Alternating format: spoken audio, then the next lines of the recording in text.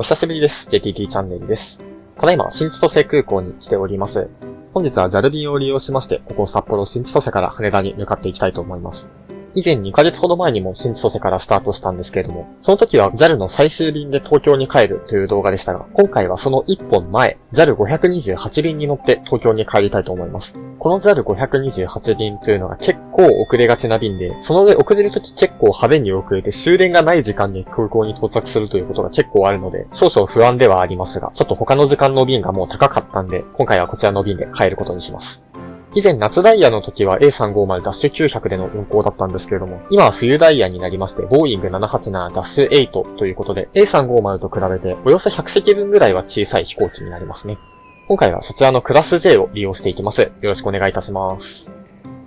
早速ですが、電光掲示板の方を見てみますと、折り返し便となる527便は遅延、今日はついていないので、今のところ定刻で飛んでくれそうですね。今回乗る528便は定刻のようですが、1時間前に出る定刻8時10分発の526便に関しては10分遅れがついています。以前ネットニュースで国内線はもう定時で飛べなくなってきているという話を聞いて、この1年確かに言われてみれば、飛行機で遅れの案内を聞かなかったことの方が珍しいなと思うんですけど、今回この終電間際に到着する便で、果たして無事に帰り着くことができるのか注目していきたいと思います。それでは保安検査の方を通過してラウンジで搭乗開始を待ちたいと思います。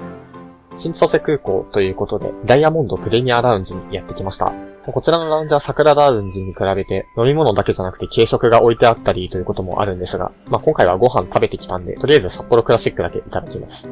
窓際のシートに座ったんですが、ちょうど搭乗機が目の前にやってきました。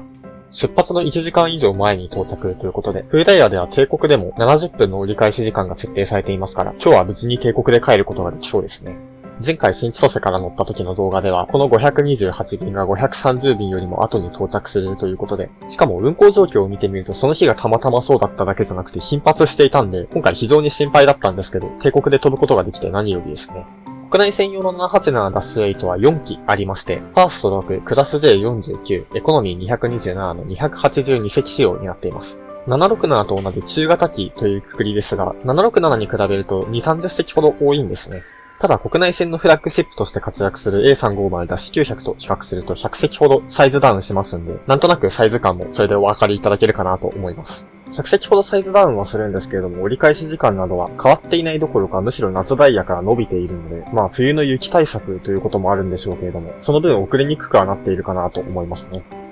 最新鋭で複合素材を使っていること、エコノミーも333のワイドボディと非常に共通点の多い787と350なんですけど、実は胴体の幅というのが微妙に違いまして、クラス J の配列は A350 が242に対して787だと232と1列分少なくなるんですよね。たった20センチの違いではあるんですけど、その20センチが1列増やせるか増やせないか、そのキャパシティに差を生んでいるということを考えると面白いですよね。さて、あれから40分ほど経ちまして、20時40分、隣のスポットにボーイング737がやってきました。大阪伊丹発の便なんですけれども、こちらが折り返し5分差で出る最終便の530便になる機材ですね。定刻が20時25分着なので、この日は15分ほど遅れていたんですけれども、こちらの便の折り返しも50分と、小型機としては比較的余裕が持たされているので、そこまで大きな影響は受けなさそうですけれども、この調子ですと今日は時刻表通り528便が先に出発できるかなと思います。ここで一つ疑問に思うと思うんですけれども、なんで5分差でボーイング737の最終便が出るかということですよね。これについてはあくまで考察でもあるんですけれども、おそらく新千歳と中部、伊丹、福岡の間で使っている737をベースである羽田空港に返すために設定されている運用だと思います。例えば今回 JL528 便に使用する787のこの日の運用を調べてみますと、羽田と新千歳を単純に3往復して終わりだったんですけれども、対する530便に使用する737の運用を見てみますと、前日羽田新千歳で送り込まれた機体がそのまま新千歳伊丹線の運用に入っていまして、当日は朝伊丹から始まって新千歳と名古屋、伊丹をそれぞれ往復してからこの530便にアサインされていました。こんな感じで、ほぼ同じ時間に連続して出るこの2つの便なんですけども、機材の大きさも、その運用の仕方も全く異なりますから、ほぼ同じ時間に出る便にもかかわらず、遅延の確率というものが全然違ってくるんですね。今回は時刻表の順番通り528便の方が先に出そうですけれども、定刻での差はたった5分で、混雑しやすい羽田をベースに往復しているということで528便の方が遅れやすいですから、どっちの方が先に着くかというのは日によりきり、なんなら530便の最終便の方が先に着くことも結構多いです。時刻は20時50分過ぎということで、搭乗開始の時刻が迫ってまいりましたので、ゲートの前にやってきました。搭乗案内の開始時刻は20分前とそこそこ余裕は持たされていたんですが、数分ほど遅れて開始しましたね。はい。というわけで着席しました。改めまして、ボーイング 787-8 です。今回は 15A クラス J のバルクヘッドの席を指定したんで、かなり足元は広々しています。数席にはイヤホンが置いてあるんですけれども、クラス J の場合は国際線エコノミークラスと同じヘッドホンが用意されています。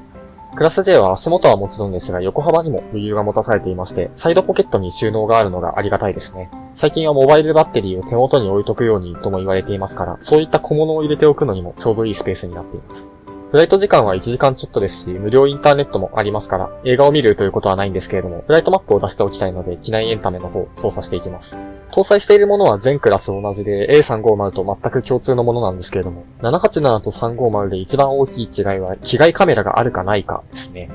今回は窓側ですから、外の様子というものは確認できるので、あんまり関係ないんですけど、真ん中席とかに座ると特にモニター欲しいなと思ってしまいますね。21時10分、帝国でドアが閉まったようです。ただ出発時刻は飛行機が動き出す時間、つまりプッシュバックですから、それ自体はちょっと遅れそうではありますが、この程度なら問題ありませんね。21時15分、プッシュバックが始まりました。隣の530便の出発時刻にもなりましたけれども、あちらはまだ動く気配はなさそうですね。前回は逆に530便に乗って528便より先に到着したんですけれども、今回は528便に乗って530便よりも時刻表通り先着することができそうです。もうこの時間になるとさっさと家帰って布団で寝たいですからね。早く着いてくれるに越したことはありません。我々も遅延するとだるいなぁと思いますけれども、働いてる皆さんも絶対残業とかになってるんで、顧客満足度だけじゃなく労働環境という意味でも遅延対策が進むといいなぁというふうに思います。機内の照明も落とされまして出発の準備が整いました。21時24分、札幌新千歳空港を離陸して東京羽田空港へ向かいます。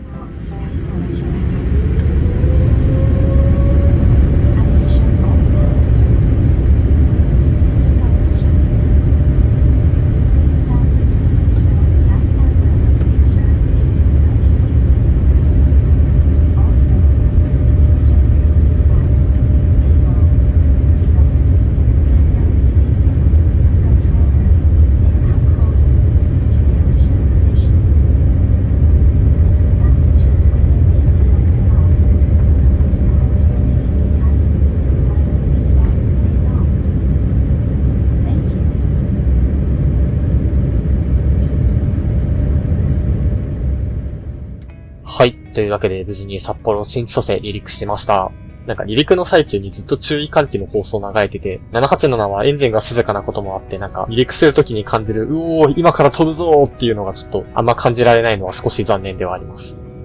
ベルトサインが消えたということで、リラックスポジションにしていきたいと思います。電動ではないんで、バタンと音を立てないように気をつけて操作しています。テーブルはこんな感じで、普通のサイズのノートパソコンがちょうど収まるぐらいのサイズといったところです。テーブルは前後しますし、半分のサイズでもお弁当ぐらいは十分置けるかなといったところですね。モニターは自分はちょっと目が悪いということもあって、バルク席の距離感だと少し小さく感じてしまいますかね。ただ収納式よりは全然楽なので、これでちょうどいいかなと思います。カクテルトレイがあるのでドリンクサービスが回ってきてもパソコンを片付けたりする必要がないというのは結構楽です。この点スペースが広いところの利点かなとは思います。さて、お手洗いにやってきましたけれども、やっぱワイド機のお手洗いは広くていいですね。お子さん連れにとってはおむつ交換台とかがあってありがたいと思いますし、身長がそれなりにあったりすると、ナロー機の前方のトイレとか狭くてしょうがないですからね。清潔感も日系ということで細かく手入れされているので、全く問題ありません。機内を見渡してみるとこんな感じでして、アップグレードかけた時はそれなりに空いてたんですけれども、ほぼ埋まってましたから、やはり当日アップグレードの需要っていうのはかなり底堅いんだなというのを思いますね。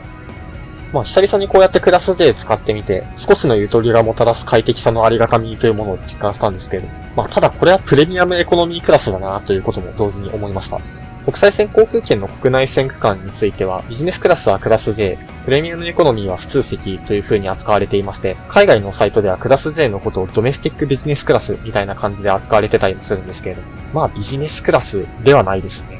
ファーストクラスとの間のようにカーテンも閉まりませんし、機内サービスやラウンジなどもエコノミーと一緒の扱いではありますので、ビジネスクラスと名乗れないからこそのクラス J という名前付けなのかなというふうにも思います。でも2200円というこの絶妙な金額だからこそ、アップグレードしているという人は非常に多いと思うので、その辺の戦略はしたたかだなというふうには思いますね。最近までは当日のアップグレードでのマイルの積算率アップがあったんですけれども、12月からそのサービスもなくなり、JMB 会員限定となったということで、積算率の解約で使う人が減るのかなとも思いますけれども、なんか予約状況とか見てたらそうでもなさそうですよね。はい、というわけでここまでクラス J の感想をつらつらと述べてきたわけですが、もう間もなく羽田空港を着陸します。定刻のおよそ9分前、22時41分に羽田空港シーカーソウルに着陸です。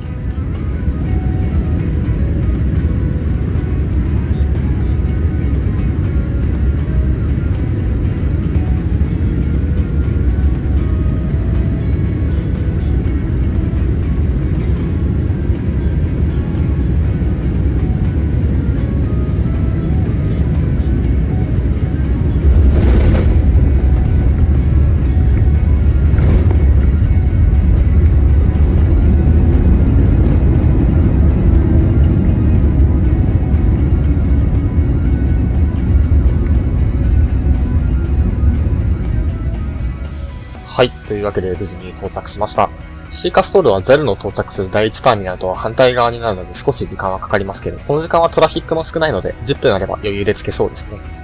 22時50分、定刻ジャストで羽田空港到着しました。スポットも14番とそこそこいい位置につけてもらいましたね。